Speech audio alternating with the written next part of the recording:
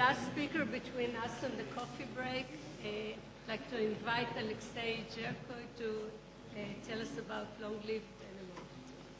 So thank you very much for the introduction, and thank you, Gil, Hadassah, and Michal for organizing this conference and for inviting me to speak here. It's a true pleasure for me and an honor to share with you the celebration of Gil's birthday and his scientific career. As I will mention, I have had scientific interactions with Gil as well. Most of the time on working on my talk went into the title. So, and then once I settled with long-lived NMR, I thought I could also say long-live NMR. And when I said those two things, I thought that's kind of synonymous to work that Gil has performed, because long-lived NMR, he has made an enormous trajectory and touched a lot of different fields in his career.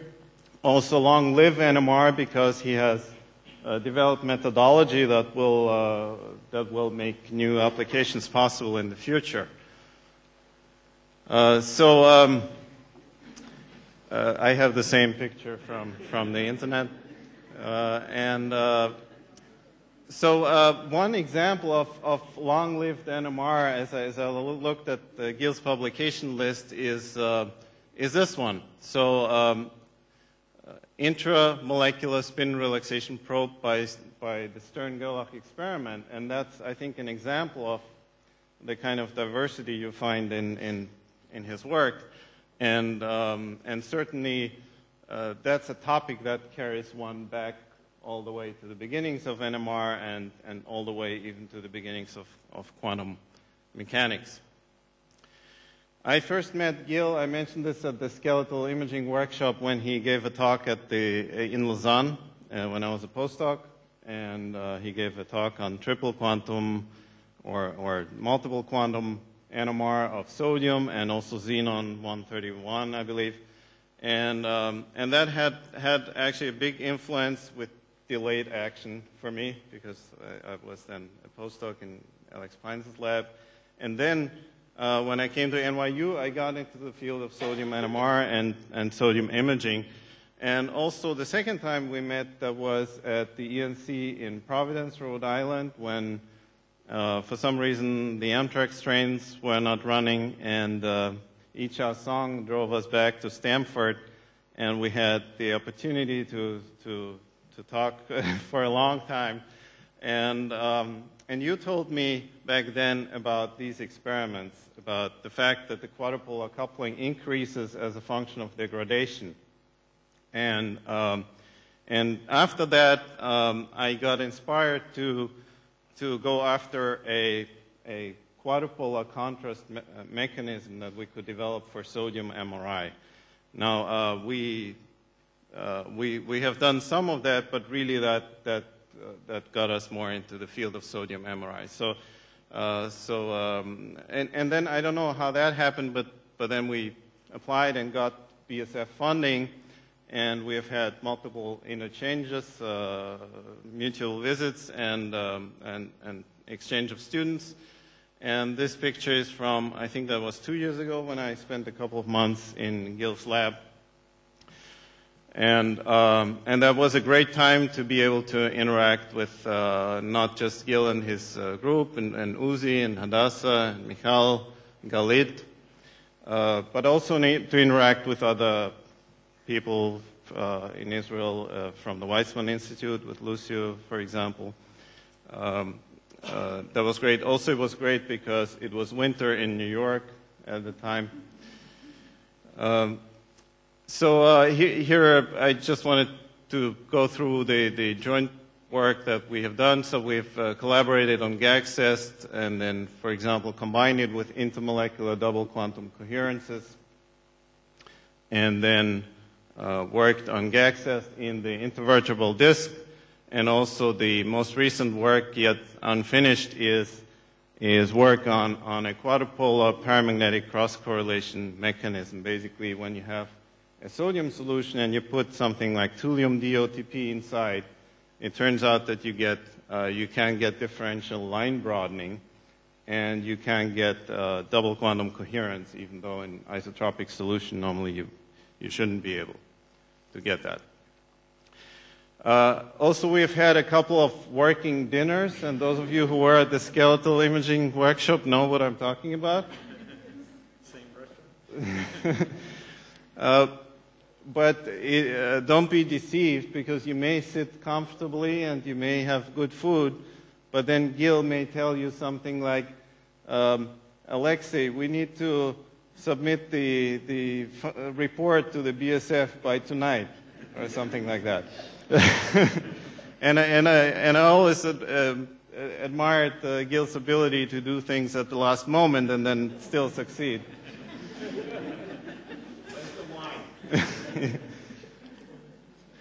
Okay, so now I want to get to my topic, and really the title should have been Long-Lived NMR MRI of Bone, and I put this in brackets because we are not experts in bone, and there are a couple of experts in the audience. I don't want to make any stupid mistakes, so I want to be careful with that.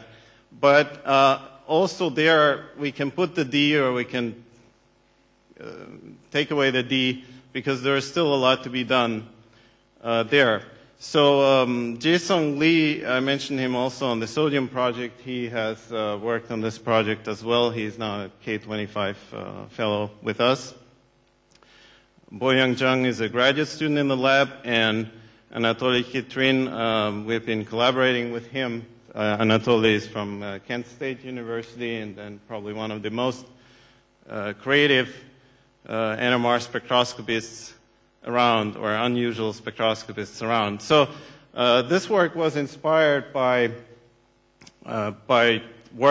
Anatoly's work with Bing Feng and Yermakov on molecular photography, a topic that came out of the quantum computing community, where in this particular case they took a liquid crystal and they encoded a kilobit of information in that liquid crystal. So basically you're encoding a kilobit on a single molecule, but of course there are many copies of that molecule. But I think the most impressive aspect of this work was that typically one considers these spectra as homogeneously broadened and dipolar, strongly dipolar coupled, so that one normally doesn't think you can easily do selective excitation and selective saturation of frequencies. But that's what they were able to do. And basically in 5CV, that's the liquid crystal they use, you can, by selective excitation, you can excite a very narrow line. And what Anatoly has also shown, and by the way, I should add, this has a negative phase with respect to the 90-degree pulse signal. Anatoly has also shown that you can do this for adamantane. He's studied a couple of other different solids. It doesn't work for every sample, but it does work, for example, for adamantane. And if you do that if you're able to excite these narrow signals, for sure there should be a good application in imaging. And there is one also article by Anatoly Chytrin where he shows images of a polymer. But this here should illustrate the merit of that technique. So, for example, you can do a spin echo experiment with 5CB, a spin echo imaging experiment, and this is how it actually should look like, and that was performed with this selective excitation. And this dark circle here is actually a feature of the sample. So this is the true sample, but it is all messed up if you have to work with these broad lines and these very short-lived lines. Now I'm going to show a couple of spectra on bone, but just to show you what we're talking about, I'm going to show trabecular bone samples. Those are from the porous region, and then cortical bone samples. Those are from the dense bone region. And before I show you those long-lived signals from the bone samples, I got these slides from Jeremy Ackerman and Felix Worley, just to give you an overview of the other techniques that are normally used in imaging, in medical imaging of bone. Usually they're called UTE, ultra-short TE. Basically what it means, you want to minimize the evolution time from excitation to detection. And there are a number of these techniques, and some of them are subtraction techniques and also require water saturation. Now, in a dry trabecular bone sample, here for example, you can excite also these narrow lines. Now, I will get into the aspect of, how do we know that this is not just a selective excitation in an inhomogeneously broadened line. You will see that in a minute. But in that particular case, the line is narrowed by a factor of 26, which would be a huge improvement for imaging. In cortical bone, you can also do it. It is harder in cortical bone, and the signal is usually weaker, and obviously it depends on a number of factors like the humidity or water fraction. One thing that intrigued me also in a recent paper by Anatoly Chytrin was he showed these signals for adamantane, but the signals only appear if you use low power irradiation but a large flip angle. And if you go up to 30, even almost 50 degrees, the signal is almost zero. And then it builds up. And in fact, the same is true for an inhomogeneously broadened line. In the low flip angle regime, you have nearly zero signal, and then the signal builds up. Now, I found that very intriguing, and the first time I gave this talk was at the Euromar this year in Frankfurt, and then Jeffrey Bodenhausen made a comment, and Garrett Morris, and basically they said, well, that's nothing new because there was this controversy. Well, first of all, let me say that Anatoly's conclusion was that if you do a small angle pulse with a bandwidth that is much smaller than the spectral width, you get zero signal. So he's shown that in the experiments, and he's shown that based on linear response regime calculation. And then Bodenhausen and Morris pointed me to this controversy. Probably some of you know much more about this than I do. And what I think he was talking about was when slice selective excitation was invented by Mansfield, then Hoult commented and said, it basically violates the uncertainty principle, and of course, whenever you violate the uncertainty principle, it means you're doing something really interesting. So, but he also says that this can only lead to appreciable signal when you are in the nonlinear regime. So this is consistent with what I've showed you before. In the low flip angle regime, zero signal. Only in the nonlinear regime you get a signal. And then Hoult proposed using these refocusing gradients. And then, of course, there was a lot of work which is related to that to design self-refocusing pulses. And one of the simplest ones is probably a 270 degrees Gaussian pulse, which then gives a good signal. However, all of these are in a nonlinear regime. Now, how can we understand where that signal comes from? You can measure it, you can simulate it. It's not easy necessarily to interpret it, so you can simulate it here, for example, with 10 spins in a dipolar coupled system. And 10 spins is something you can do comfortably on a laptop computer, and sufficient for this purpose, I think. You can then irradiate that dipolar broadened line, and you get this signal. So definitely the dipolar coupling allows these kinds of things to happen. Then you can also simulate it as a function of flip angle for the low power irradiation, and what you then see is you don't get oscillation like you would expect for if it were a hard pulse or if you didn't have dipolar interaction. And so it doesn't oscillate, it just stays negative. And the experiment also shows that kind of thing, typically in this case for a trabecular bone sample with 20 hertz power. And that, for example, just to contrast that with a hard pulse irradiation, 500 hertz, you see these oscillations. Anatoly and Yermakov have an interesting article on the internet, which they didn't publish anywhere, I think. So you can Google it based on that title, and it's not even in the EPUB archive.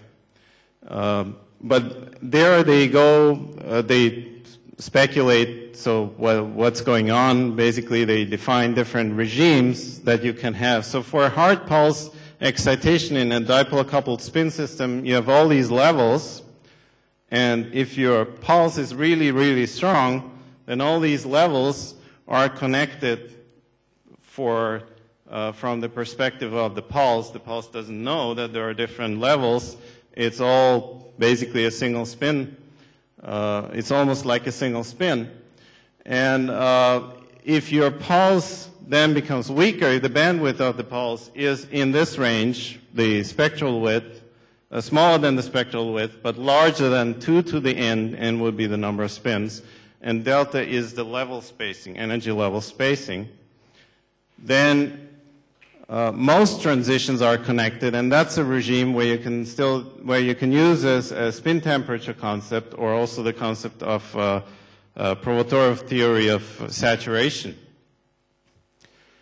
And then if you go weaker, and that's the regime where they believe these long-lived signals arise, which they call collective long-lived response signals, that's when the bandwidth is approximately of the order of 2 to the n times delta. And then if you go lower, you would have disconnected transitions, and you would have the spin system behaving like an inhomogeneously broadened system.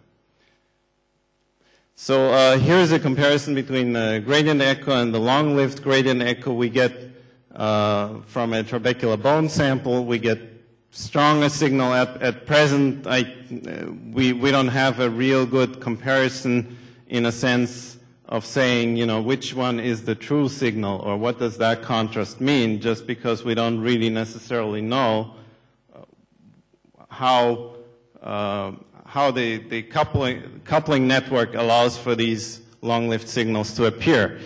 But, for example, here is something interesting you can do. This is there is almost an implicit water suppression technique that you can use, because these signals only arise from the dipolar broadened system. The inhomogeneously broadened system would either saturate or oscillate with a flip angle, and you would certainly be able to recognize that. But for example, here we do gradient echo. We have water, we have the bone in the center. So we do the gradient echo, or we do pre-saturation with the gradient echo. So it doesn't really work very well, but if we combine it with the long-lived pulse, we get a really nice separation of the two. Here is an example showing a bone region and a muscle region, and using the long-lived, I think I put the labels the other way, because what I want to say is that the long-lived sequence gives you the bone signals, but not the muscle. So I hope you believe me that I just put the labels wrong. Here's an example with cortical bone with the gradient echo, and here is an example for trabecular bone. This is just a 1D projection. The gradient echo is the worst. Then you do when you do the long-lived signal with the gradient echo, it is much better. Long-lived signal with a spin echo, it is just a little bit better, and that's also what tells you that there is not the effect is not really coming just from an inhomogeneously broadened system, even though in trabecular bone there is a lot of inhomogeneity. In fact, you can see that because a regular spin echo gives you a much stronger signal because it refocuses inhomogeneity, but the features are much or are smoothened out. For example, in particular, this center region here, which goes down to 0 here. We have a hole actually in that bone sample. And also on this side, on the right side, you have much more signal in the spin echo where apparently there shouldn't be any signal. This is a couple of days ago, Anatoly also sent me this spectrum where the broad line shows you the pulse spectrum of collagen, and then the narrow line is the one from this, is the signal from this long-lived excitation. And of course, if you can do collagen, then the hope is that you can do a lot more with bone, and you can investigate where that contrast comes from, or tendons and other things. I think, right, I did 2 conclusion slides for some reason. So this is the one I want to use. So basically, there is an interesting way to excite long-lived signals in dipolar-coupled networks. It doesn't work all the time. There are certain characteristics that have to be fulfilled for the sample.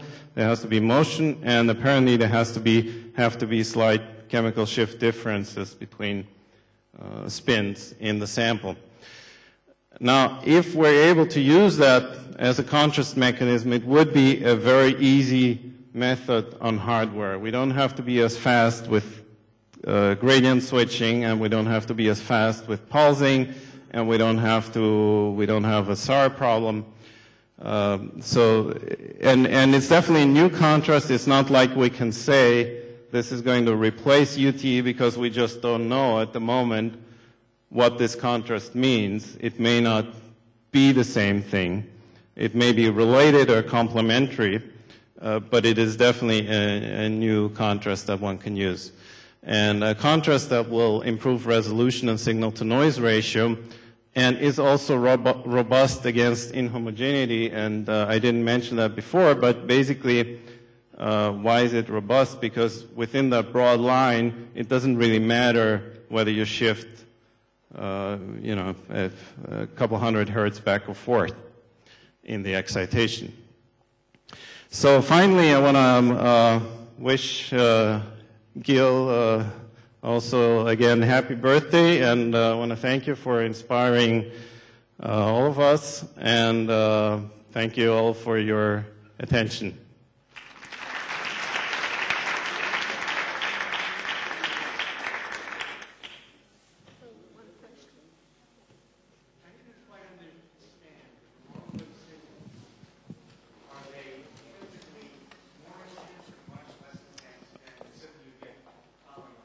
Right. Yes. Yeah.